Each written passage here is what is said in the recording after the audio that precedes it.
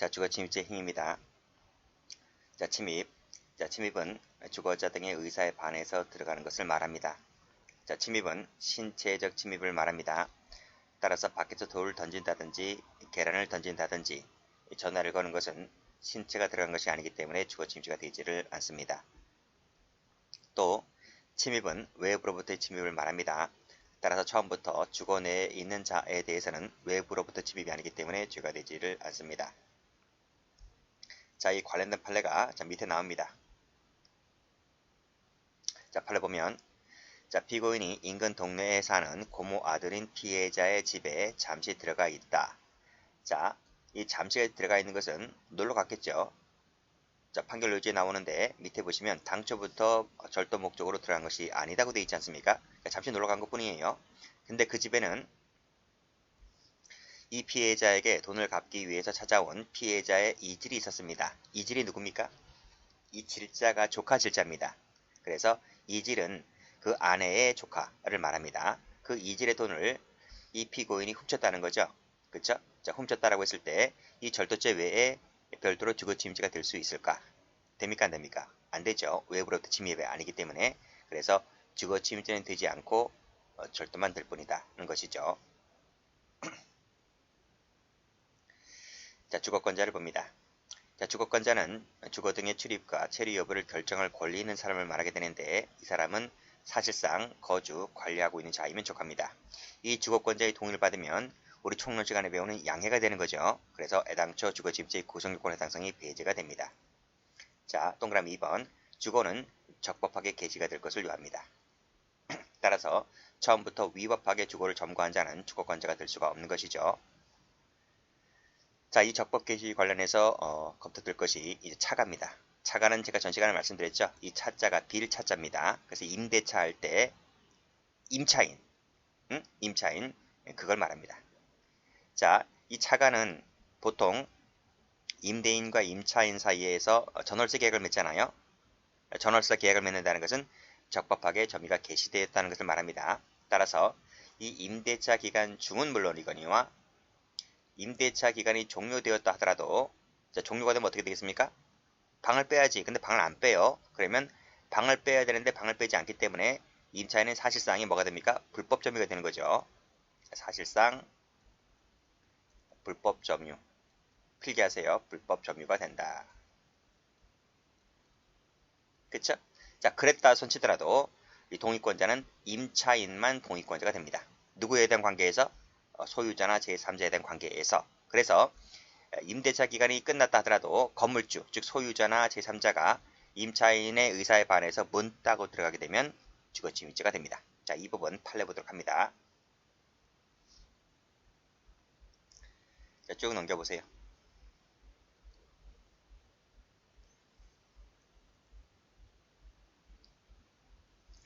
자, 쭉 넘기시면 OX 판례 나오죠? 자, 여기 보시게 되면 자, 동그라미 1번 판례입니다. 일단 적법하게 거주나 간수를 개시한 후다. 그쵸? 임대차 경계를 설정했습니다. 근데 그 권한을 상실해서 불법 점유가 된다 손치더라도 불법 점유가 뭡니까? 그쵸? 임대차 기간이 종료됐다는 겁니다. 권리자가 누굽니까? 건물주죠. 이 권리자, 빨간 펜 동그라미.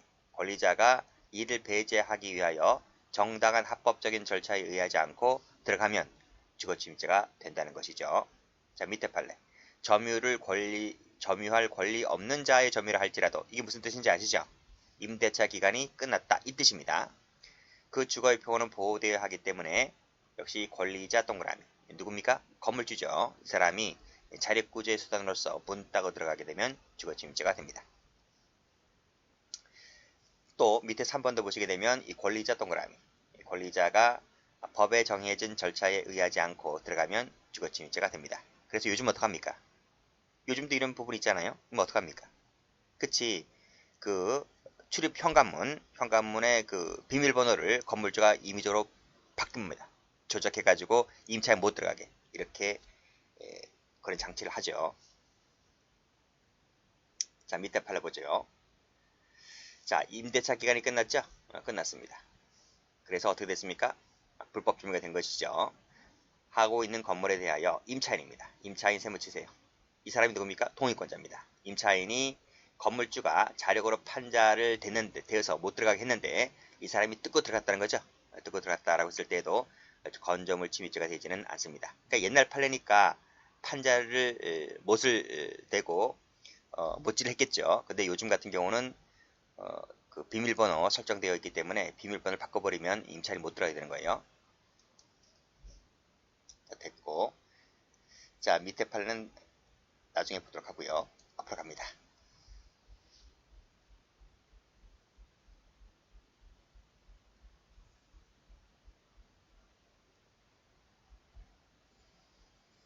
차가 판례 많이 나옵니다. 숙지를 좀 해두시고. 자, 공동주거 봅니다. 자, 공동주거는 수인이 거주하는 공간을 말하죠. 그쵸? 이때 이 수인이 거주하는 공간일 때에도 각자입니다. 각자 동그라미. 각자가 모두 동의권자가 됩니다. 따라서 지금 부부는 두 사람밖에 안 되잖아요. 그치? 근데 만약에 수인이 보통 5사람, 10사람 그러면 그 5사람, 10사람의 동의를 모두 다 받아야 됩니까? 어느 한 사람이라도 삐딱하면 주거 침입죄가 되는 겁니까? 그렇진 않는 거죠. 그렇기 때문에 부부라 할지라도 또는 5명, 10명이 사는 공간이라 할지라도 각자가 동의권자가 되는 것이기 때문에 이 어느 중에 일방에 대해서만 동의받으면 되는 거죠. 그렇죠? 그러면 주가 되지 않는 겁니다. 자, 동그라미 2번 가보죠. 공동 거주자 내에 현재하는 이 거주자로부터 승낙을 받아서 들어갔다면 설령 다른 사람의 의사에 반한다 손치더라도 한 사람의 승낙을 받아 들어갔다면 주가 되지 않는다는 것이 판례입니다. 이 판례가 밑에 나와 있는 거예요. 자, 다음 판례 보죠. 중요한 판례죠. 자, 꺽쇠 1번 볼게요.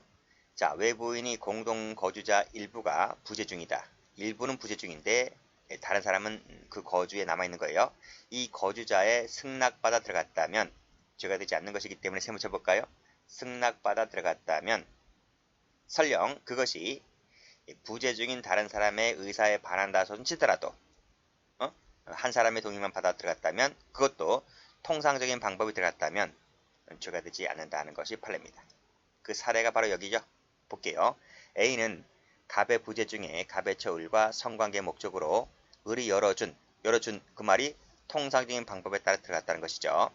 자, 들어가서 공동 거주하는 아파트에 들어갔다면 주거 침입죄가 될까 안 될까? 안 된다는 겁니다. 자, 이 간통입니다. 간통. 자, 간통은 우리 형법에 간통죄가 있었는데 2014년인가 15년인가 간통죄가 위헌결정 받습니다. 그래서 그 위헌결정의 효력으로 형법에서 삭제가 됩니다. 그래서 이 간통죄는 오늘날 형법에는 비범죄화가 됐다는 것이죠. 비범죄화. 처벌하지 않습니다. 처벌하지 않게 되는데 이 간통이라고 하는 것이 성관계잖아요. 그 성관계가 길거리에서 하는 게 아니잖아요. 어떤 공간에 들어가서 성관계를 하는 것이기 때문에 공간에 들어간다는 것은 주거에 들어가는 부분이기 때문에 주거 침입이 되느냐 안 되느냐의 문제가 같이 결부되는 거예요. 그런데 형법에서는 간통죄를 비범죄화로 만들어 놓았음에도 불구하고 이것을 주거 침입죄로 처벌하게 된다면 그건 간통죄를 우회적으로 처벌하게 되는 꼴이 되는 거잖아요. 그치? 그래서는 안 되겠죠. 그렇기 때문에 형법에서 비범죄화로 만들어 놓았던 것을 이것을 주거침입으로 처벌하게 되면 형법과의 그 이해관계도 같이 틀어지는 부분이 되는 것이므로 이것은 형법이 만약에 종전처럼 범죄화로 되었다면 여전히 주거침입으로 가는 게 맞겠지만 형법이 비범죄화 처리했기 때문에 주거침입죄도 되지 않는다는 식으로 판례가 그렇게 바뀌어져야 되는 것이죠. 판례가 그것을 확인하고 있는 겁니다. 됐죠? 자, 그 밑에 조그만 글씨 쭉 나와 있는데 중요한 판례 있다 보니까 이런 것들을 한번 읽어보시면 되겠습니다. 저는 여기서 일단 끊고 이 이하를 보도록 합니다. 이 부분은 위에 나와 있는 제가 읽었던 이 부분을 반복하고 있습니다. 자, 보죠. 여기 보시면 공동 거주자 내에 현재하는 거주자의 현실적인 승낙받아 들어갔다면 자, 그 밑에 설령 그것이 다른 사람의 의사에 반한다 손치더라도 사실상 주거의 평온을 깨뜨렸다 안 깨뜨렸다? 깨뜨린 것이 아니기 때문에 죄가 되지 않는다는 식의 판례입니다. 자, 그 밑에도 마찬가지입니다. 맨 밑에서 승낙세무 치시고 죄가 되지 않는다. 그 다음 페이지도 역시 혼의 성관계 목적으로 열어준 것이 뭡니까? 통상적인 방법에 들어갔다. 통상적인 방법에 따라 승낙받고 들어갔다. 그 뜻이죠. 그래서 그 밑에 보시면 설령 피고인의 의사에 반하는 것으로 추정된다 손 치더라도 죄가 되지 않는다. 됐습니다. 자, 그 다음 판례도 중요합니다. 자, 이 판례 한번 볼게요. 자, 꺽쇠 1번 볼게요. 2022년도 경감부에 나온 시험 문제인데, 자, 먼저 1번. 주거침입의 객체는 행위자 외의 이 사람, 즉 타인이 거주하는 주거 등이다 할 것이다. 이거 설명드렸죠? 그렇죠?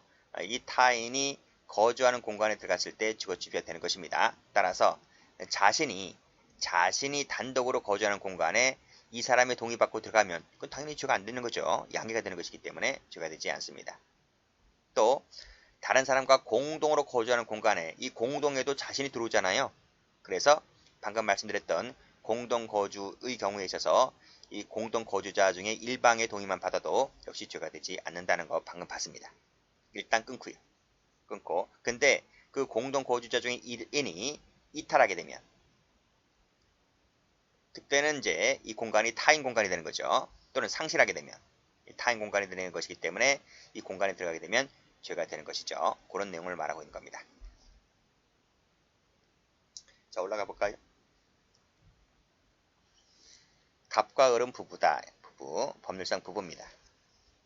아파트에서 부부 생활을 영위해 왔습니다. 근데 아파트 문제로 인해서 다툼이 잦아지게 되고 그리고 이제 둘은 싸우게 됩니다. 그래서 남편이 짐 일부를 챙겨서 아파트에서 나왔다는 거죠. 그 후에 아내는 일방적으로 비밀번호를 변경합니다. 그쵸? 그리고 이제 걸쇠도 부착하고 그래요. 자, 갑은 부모님과 함께 아파트에 찾아가서 출입문을 열 것을 요구했는데 그 아내는 외출한 상태였고 여동생이 있었나봐요. 언니가 귀가하면 오라! 하는 식으로 문을 열어주지 않았다. 그래서 이 갑과 병, 즉 부모님입니다. 갑은 남편이고 병은 이제 아버님이죠. 공동으로 그 걸쇠를 손괴한 후에 침입하였다. 이 주거 침입죄가 될 것이냐? 예, 문제입니다. 둘은 뭐야, 둘은? 둘은 공동주거잖아, 공동주거. 그렇죠? 부부관계고 공동주거입니다. 라고 했을 때, 우리 앞서 뭐라 그랬습니까? 공동주거에서. 여기, 부부는 각자가 동의권자다. 라고 했어요.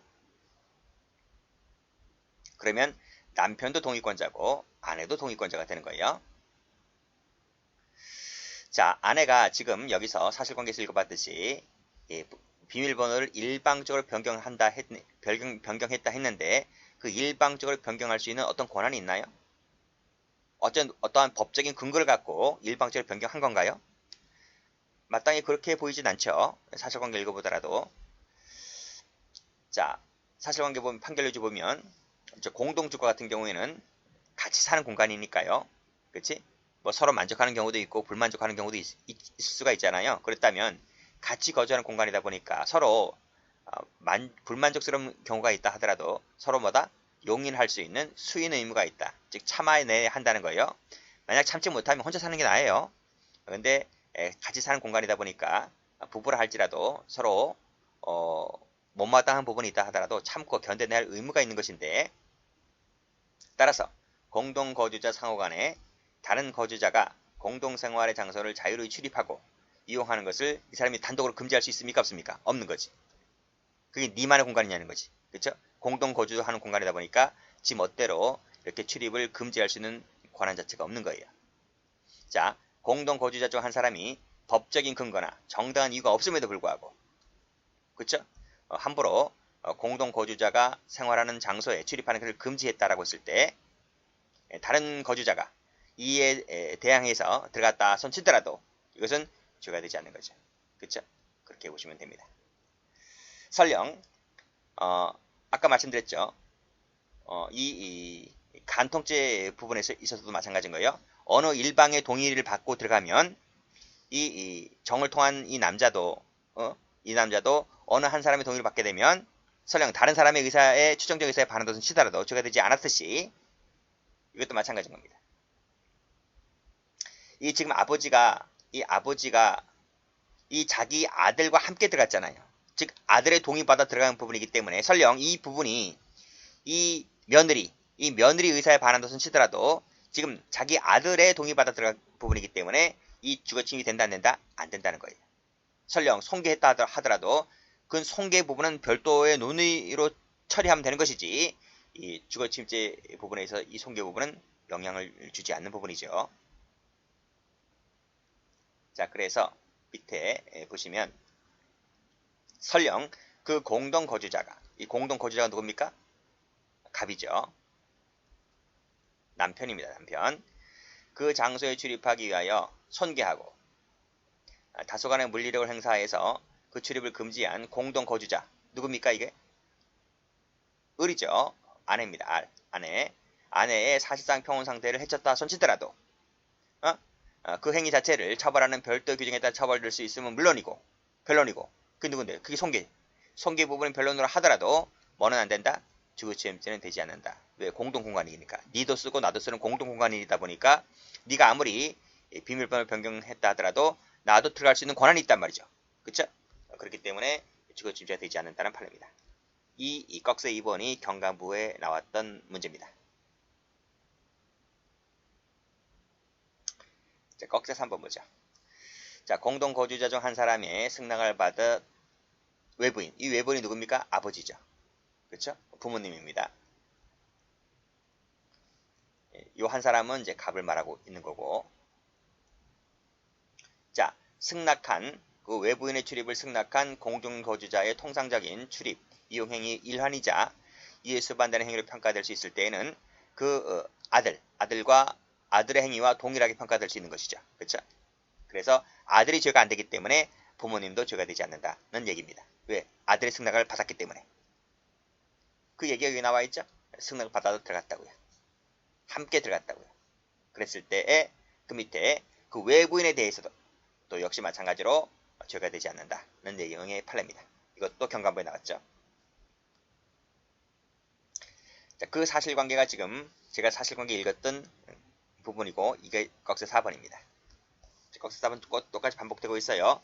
자, 공동으로 걸쇠를 손괴한 후에 들어갔을 때 여기 피고인 갑 아들이죠? 죄가 되지 않듯이 맨 밑에 자, 피고인 병과 정 누굽니까? 부모님이죠. 부모님도 역시 죄가 되지 않는다는 내용의 판례입니다.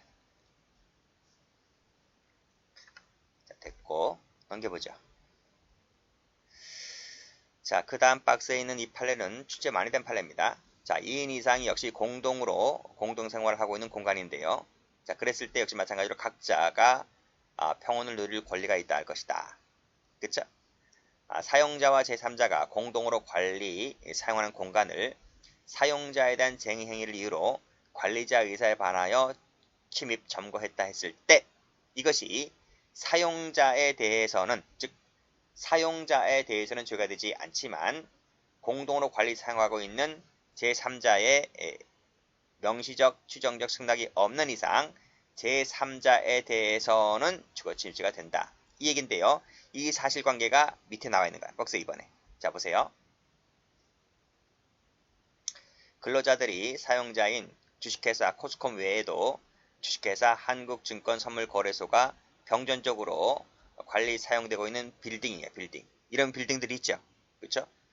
어디에 있나? 강남에도 있고요. 뭐 구로 가산 디지털 단지에도 이런 경우 많아요. 이런 빌딩들이. 거기 보면 엄청 대형 빌딩입니다. 뭐 100평이 넘어요. 엄청 커요.